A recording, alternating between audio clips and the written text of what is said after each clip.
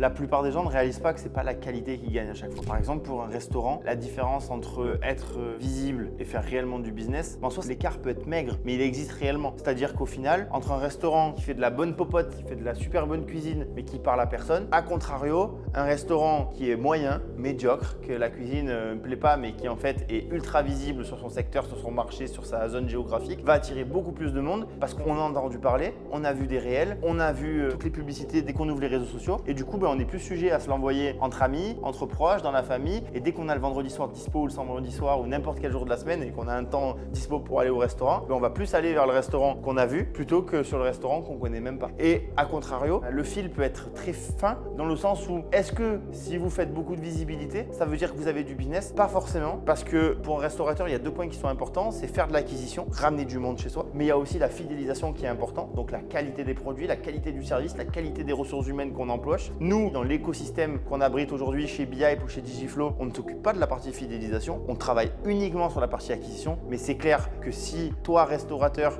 tu n'es pas maître de ta partie fidélisation et tu ne le fais pas bien, on n'est pas fait pour travailler ensemble. Par contre, en revanche, si tes clients reviennent et sont contents de ton produit, c'est game changer pour toi, on va te remplir tes tables et les clients reviendront parce qu'en fait, ils vont adorer ce que tu fais.